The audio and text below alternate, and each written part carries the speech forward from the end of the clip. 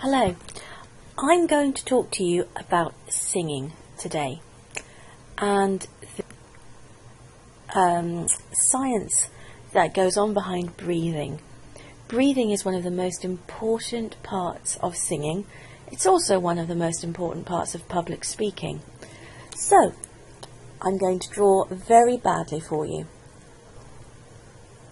This is a singer. This is not a singer. Now, they look very identical, don't they? And so they will. And I'm sure that they're both happy in their own little ways. However, if you would like to be a singer, you need something. And that something is a diaphragm. That something is breath. And that something is control. Control of that breath.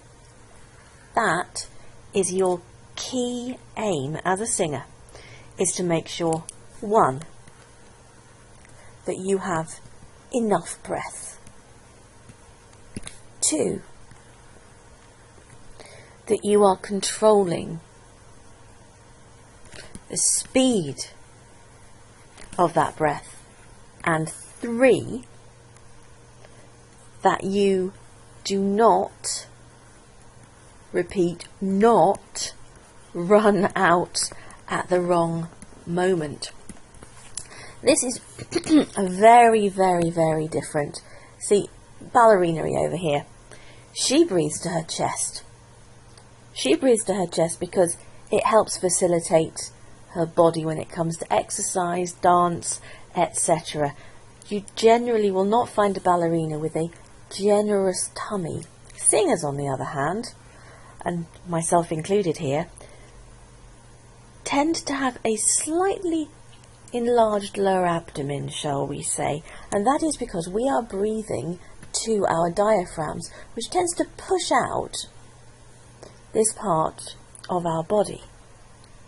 So I hope that helps explain a little bit there. I'm going to go into this in a bit more detail now. So, oops, a daisy, sorry about that, ladies and gentlemen.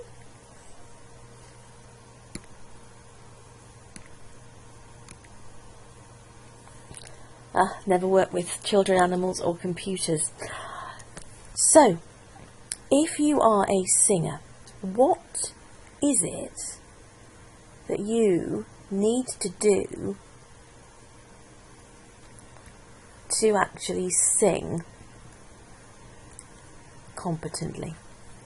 Because most people, they don't sing competently, they sing really quite badly.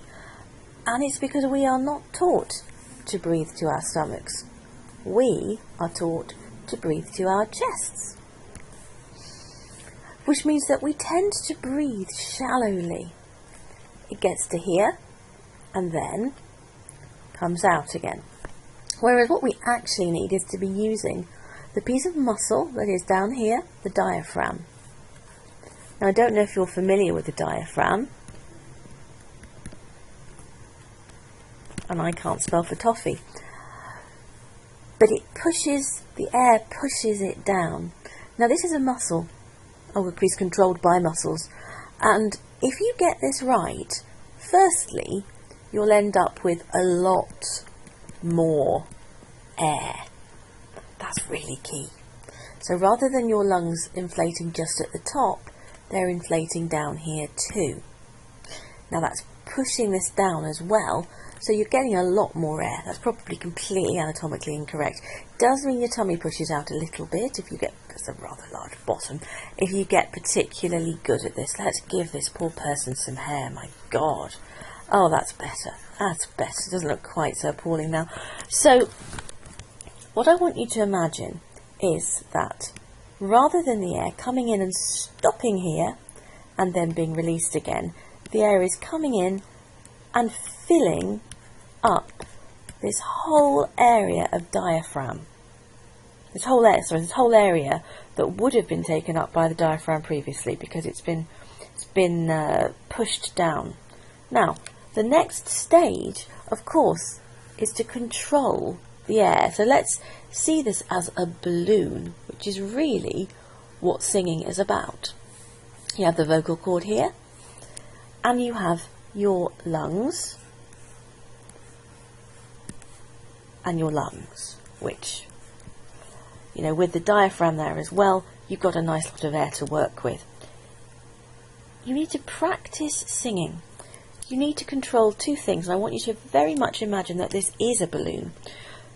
Firstly, if you have a balloon and you squeeze that balloon very hard on both sides, all that's going to happen is the air's just going to come flying out, and you're going to end up with a deflated balloon like that.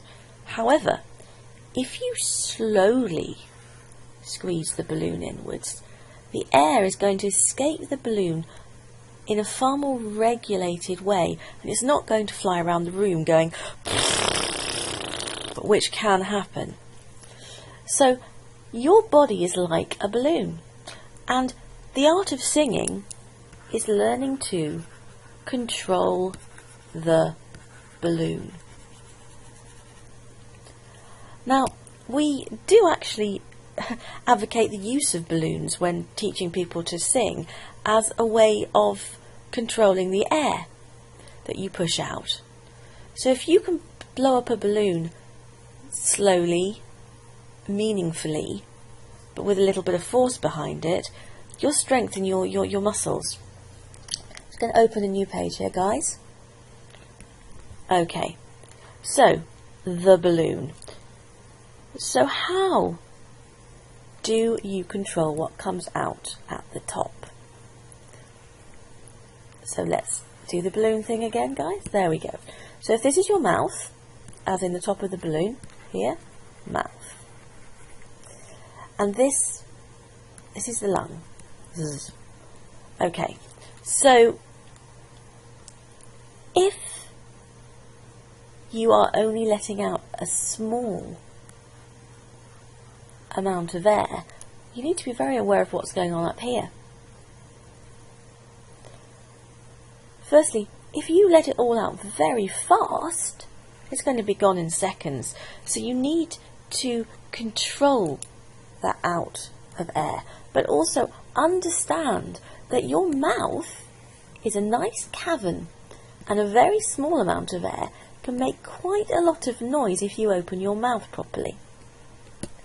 There we go. Aren't my teeth wonderful, aren't they? If you don't open your mouth properly and you mumble under your breath like that, very little is going to come out. In fact, if you close your mouth, absolutely nothing will come out and you'll just end up with air. So what you need to do is be very mindful of this fact. Now, a very good way of controlling the amount of air coming out is to, drawing a pair of lips here, not a very good pair of lips.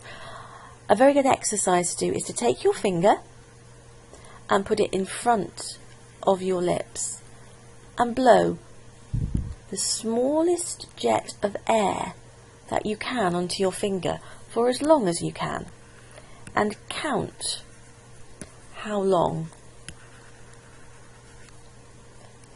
this can continue for. And what you will find is that over time you will get better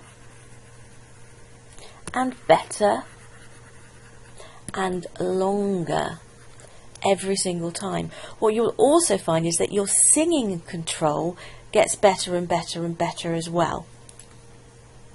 Now, singing control is not just about making notes last a long time.